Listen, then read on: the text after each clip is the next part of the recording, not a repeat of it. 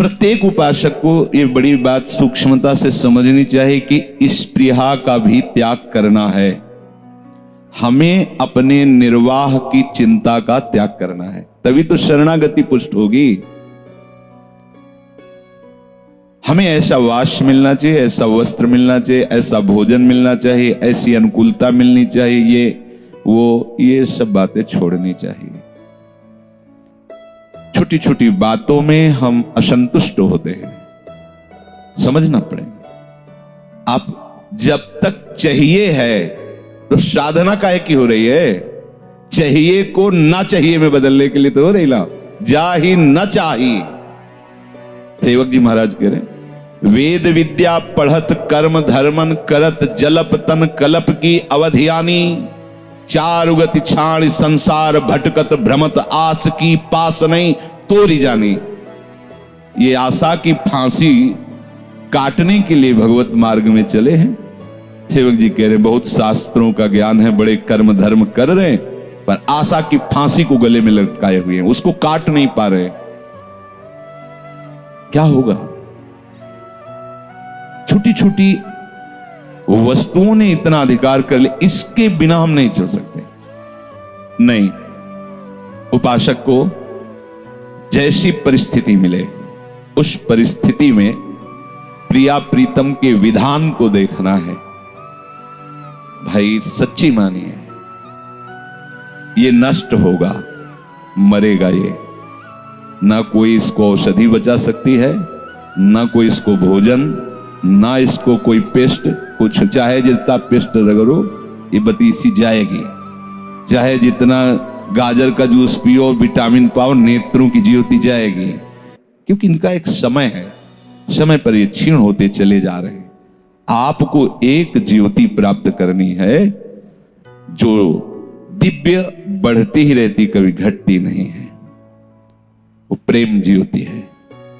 उससे जब नेत्र उन्मीलित होते हैं तो नवनिवृत्त निकुंज सामने होता है। उपासक नित्य निरंतर उसका रसास्वादन करता है। स्पृहा की भी आपके अंदर कोई गुंजाइश नहीं होनी चाहिए। मिल रहा है जो जैसा मेरे आराध्य देव का मंगल विधान है, कभी कोई चाह नहीं, कभी कोई लड़ाई झगड़ा नहीं। उपासक होकर मुझे ऐसा चाहिए, बस आप समझ लीजिए कि आप किस बात के उपासक हैं। चाहिए जथालाव संतोष सदा काहू सो कछु न चाहोगो, हृदय में बैठा लो बात। ये चाहिए तो उसी समय विवेक से उसे काटिए। क्यों चाहिए? नहीं चाहिए। अगर जरूरत होगी तो जिनकी शरणागति हम स्वीकार किए हुए हैं वो सर्वज्ञ हैं, सर्वशक्तिमान हैं, सर्वत्र हैं, उनके लिए कोई दुर्लभ है क्या? तो वो हमें नहीं दे रहे, अर्थात मुझे जरूरत नहीं है। वो मुझे नहीं दे रहे तो मुझे जरूरत नहीं है, क्योंकि उनका विधान ऐसा है। हमें कोई मांग नहीं रखनी, हमें ये अनुकूल पड़ता है, वो जानते हैं ना, और वो नहीं दे रहे हैं। इसका मतलब है कि हमें ये अनुकूल पड़ता है, इस बात को भी मिटाना वो चाहते हैं। मिटा दो, फिर तो शरीर रोगी हो जाएगा, तो बचा लोगे क्या अनुकूल भोग पा करके? देखो ना, सब अनुकूल ही तो पा रहे हैं और सब अस्पताल जा रहे हैं। थोड़ा विवेक को जागृत करके ये स्पृहा को नष्ट करो।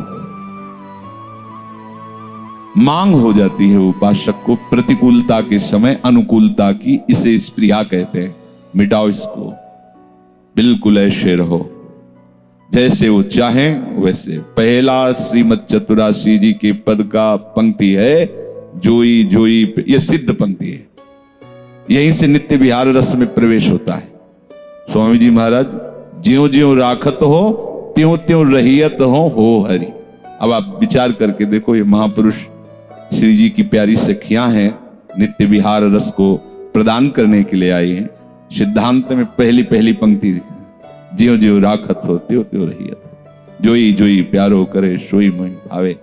तो आप इन्हीं की तो शरण में होकर उपासना कर रहे हो, फिर आपको ये चाहिए, अमुक चाहिए। अपने लोगों को गुरुजनों ने यही सिखाया है कि जीवन में ऐसा अभ्यास करो कि जिस दिन तुम्हें कुछ ना मिले तो ये न लगे कि ये चाहिए ही। शरीर रोग से ग्रसित, इसलिए कुछ दिनचर्या में खान पान का नियम है, नहीं तो पीछे अगर 4 दिन रोज दूध पिया शयन के समय श्री जी का भोग, तो 8 दिन नहीं, अभ्यास नहीं। चाय पिलानी 1 लीटर बना के पिला दो, छुट्टी। 10-12 दिन नहीं कि रोज 1-1 कप, अब वो सर दर्द करेगा अगर नहीं पिएंगे। हमारा ब्लड प्रेशर डाउन हो तो कॉफी चाहिए 3-4 बार। नमक पानी घोर के पियो ना, जो सहज है और बढ़ाएगा, कॉफी क्यों। और आप संयम से चलेंगे तो ब्लड प्रेशर लो क्यों होगा, हाई क्यों होगा, सम रहेगा। सब चिंतन से है इसका प्रभाव। आप असत आचरण करेंगे, आपका चिंतन असत रहेगा तो हाई और लो होता रहेगा, नहीं वो हाई लो सब सम में आ जाएगा। अनुकूलता के लिए, शरीर स्वस्थता के लिए, बहुत लंबे समय तक जीवित रहने के लिए बाबा जी नहीं बने, श्री जी को प्राप्त करने के लिए। श्री जी की प्राप्ति कैसे होती है? बोले विहाय कामान्य, समस्त कामनाओं का जिसने त्याग कर दिया है। सर्वान पुमाश्चरति निष्पृहा, बढ़िया जीवन चल रहा है, व्यवहार में भी है, पर कोई स्पृहा नहीं। जैसा प्रभु विधान कर रहे हैं, गुरुदेव विधान कर रहे हैं, उसी विधान में हम राजी हैं। कोई चाह नहीं, साधुता चाह मिटाने के लिए है। ऐसे बैठा लो, तभी निरंतर नाम जप कर सकते हो। जीवन निर्वाह के लिए प्राप्त और अप्राप्त वस्तुओं के विषय में जो सोचता है, अप्राप्त वस्तुओं की प्राप्ति हो जाए, प्राप्ति की रक्षा हो जाए, वो कभी अनन्य चिंतन नहीं कर सकता, वो निरंतर भजन नहीं कर सकता। ध्यान रखना, जो निरंतर भजन करते हैं वो प्राप्त वस्तु की रक्षा और अप्राप्त वस्तु की प्राप्ति की चाह को मिटा देते हैं, क्योंकि ये ठेका ठाकुर जी ने लिया है। योगक्षेमम वहाम्यहम, योग अप्राप्ति की प्राप्ति कराना और क्षेम प्राप्ति की रक्षा करना। सत्संग में जो वाक्य आपकी श्रवणेंद्रिय में पढ़ रहे हैं, मनन करो उनको और धारण करो। बेपरवाह हो जाओगे, बहुत दुलार मिलेगा, बहुत बढ़िया अनुकूलता मिलेगी, जो अनुकूलता और प्रतिकूलता से परे है।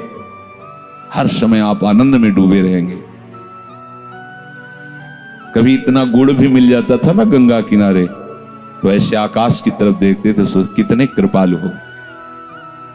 एकदम निर्जन एकांत में कोई गाय चराने वाला आया, गंगा जल पिया, बैठे देखा, बाबा कुछ खाया नहीं, हम तो गुड़ लाए थे, लेंगे हाँ। या वो जो क्यारियां लगाते हैं सब्जी आदि की, वो कभी एक परेठा ऐसे दे, तो एकांत में से प्रभु आप कितने कृपालु। वो प्रतिपल कृपा को देखता रहता है, डूबता रहता है, हर समय दुलार दिखाई देता है। और जब आप इच्छा करके विचरण करोगे व्यवहार में, तो आपको प्रभु की कृपा का आप अनुभव नहीं कर पाओगे। ये इच्छा प्रभु से दूर करने वाली बात है, तो क्यों रखो? तुम्हारी इच्छा रखने से कुछ हो जाएगा क्या? तो रखो ही क्यों इसे? इसको भी दे डालो ना प्रभु के चरणों में। पर सुनते सब हैं, और जब इनके उत्तर आते हैं तब लगता है साधु है, ये उपासक है, ये क्या है, तो है क्या ये? तब फिर अंदर से लगता है कि इसका मतलब ससुख वांछा से तुम केवल अपने देह पोषण के लिए ऐसा भाव रखते हो बाबा जी का, अभी तुम्हें परमार्थ में चलने का उत्साह नहीं आया है। बस ध्यान रखो, बड़े कृपा पात्र हो, जिससे सत्संग सुनने को मिल रहा है, उससे भी बढ़िया कृपा का वो अनुभव करेगा जो उसका मनन करके आचरण में उतारता है। हम क्यों इच्छा करें? इसका मतलब आपकी शरणागति कमजोर है। शरणागत इच्छा नहीं करता। शरणागत का पोषण प्रभु अनंत माताओं का वात्सल्य लिए आगे से आगे करते रहते, उससे सोचना नहीं पड़ता। जो अपनी बुद्धि प्रभु में स्थित किए हुए, उसकी स्पृहा का भी नाश हो जाता है, निष्पृहा। क्योंकि जो सिद्ध पुरुष होता है उसको शरीर से कोई मतलब नहीं रहता, क्योंकि जिसके लिए शरीर मिला था वो काम बन गया है। शरीर मिला था भगवत प्राप्ति के लिए, शरीर मिला था अज्ञान निवृत्ति करके स्वरूप स्थिति के लिए, वो अच्छे से समझ गया उस बात। अब वो आज शरीर रहे या चला जाए, स्वस्थ रहे या बीमार रहे, अनुकूल परिस्थिति है, उसको कोई मतलब नहीं होता।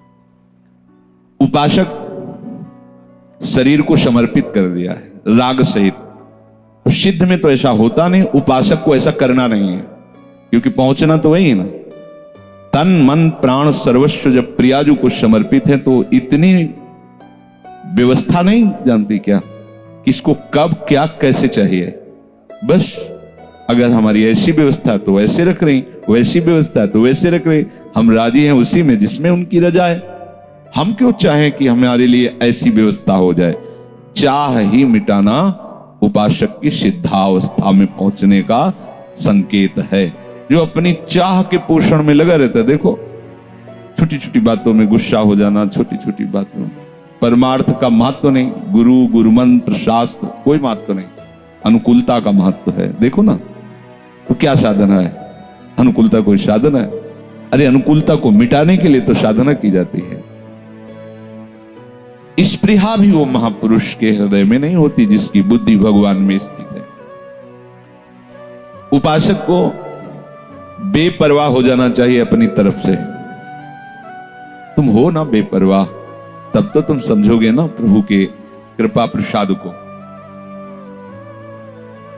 निष्प्रिया का मतलब ये नहीं है कि वो कपड़ा नहीं पहनता, वो वाश में नहीं रहता, वो पदार्थों को नहीं पाता जो शरीर निर्वाह के लिए, ऐसा नहीं है। इच्छा नहीं करता, जैसा वास मिल गया, जैसा भोग मिल गया, जैसी परिस्थिति राजी है उसी में। वो बात समझना, साधना अवस्था में साधन शरीर निर्वाह के लिए जैसी प्रभु व्यवस्था करते हैं वो उसी शरीर में उसी परिस्थिति में वो राजी रहता है।